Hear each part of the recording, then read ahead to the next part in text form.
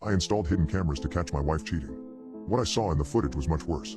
It started a few months ago, around her birthday. Claire came home from work and was smelling like Axe body spray. At first I brushed it off. Not my wife. She loves me.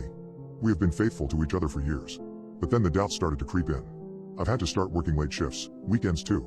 Since we have been behind on our mortgage, my time at home has literally been less than 5 or 6 hours a day, and most of that time was spent asleep. But she rarely complained. In fact, most of the time she seemed happier when I left. Then one day I tried to kiss her on her neck and I saw a blemish there, as though someone else's lips had touched her skin. My first mistake was confronting her head on about it. Of course she denied. She yelled.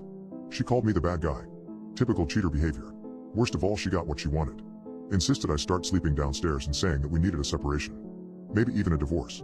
All I got out of it was desperation and depression. She insisted that she was still faithful to me, but all the signs were there. I just didn't have the proof to back it up. What you need is a security system for your home, my buddy Chad said one night when I went to drink away my troubles. Wouldn't she realize what I was getting it for? I pointed out. So don't tell her. Wait until she is out of the house. And make it discreet. You know, cameras and the smoke alarms. Stuff like that, he said as he downed his whiskey. His half-brained scheme didn't sound that bad. And I knew that Claire had said she was going to spend the next few days at her mother's house to supposedly let things cool down between us. If I was going to get to the bottom of this, it was now or never. So that's what I did. As soon as I knew that she was gone, I contacted a local shop and had them come that afternoon. The technician didn't ask any questions, just put them exactly where I said that I wanted them and even threw in one of those doll cams as an extra bonus. I gave it to Claire as a peace offering, saying that I was sorry for the accusations. Sounds stupid, I know. What are the chances she would even leave the doll around to let me listen in on her? But then I know my wife. She is sweet and kind and loving, sure, but she is also very predictable. She put the stuffed doll exactly where I thought she would. I let a few more days pass, kept things amicable between us as I went to and from work. Then the next time I was off, when she again insisted that she didn't want to spend any time with me alone, I went to check the cameras. Finally, I could get the answers that I was looking for. The grainy tape started up around 13 minutes past 7 the previous night. That was about half an hour after I left for work. And I saw my wife sitting there on the bed, wearing nothing but a sheer robe staring up at the ceiling. At first I puzzled over what she might be doing. She was perfectly still, her back turned against the camera as she took off her robe, and I saw what looked like little marks on the edge of her shoulders. Then I saw a man enter the picture and I knew. I was right. She placed him on the bed, ready to mount him, and I almost wanted to turn and look away, disgusted with what she was about to do.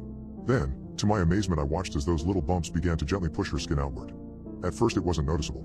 Just a slow curling of her back. Then suddenly the movement quickened and long pieces of bone broke out on either side. They made a cracking noise as I heard my wife scream out. I don't know if it was a sound of pleasure or pain. The bones pushed to the side and started to form sinew and stretched the skin to its limit. And I realized they were forming what appeared to be wings.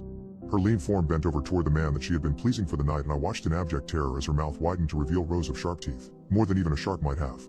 Her lover's screams were now the ones that filled the void of the room. Blood splattered on our clean sheets. Muscle and skin ripped apart like wrapping paper. Her fingers gnawing into his open chest cavity like claws as she ripped out his beating heart and then began to chew on it like a piece of jerky. Her wings spread wide and she lifted her meal from the bed, moving him to the floor right in front of the camera to finish him off.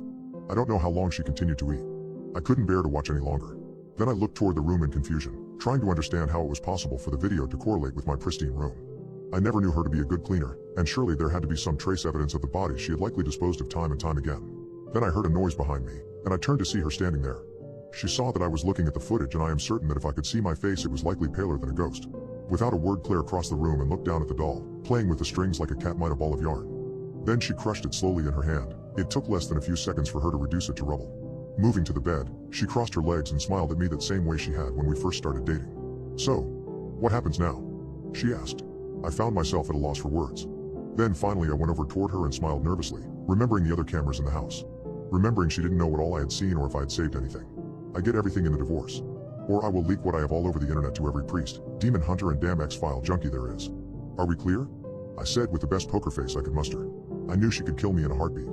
But I also knew if that was her goal she would have done that years ago. She needed me, for what I don't know. But all she did was nod and kiss me slowly. It was fun while it lasted. Wasn't it? She asked as she got up from the bed. I never saw her again after that night, and I hope I never do. Oh, and one more thing.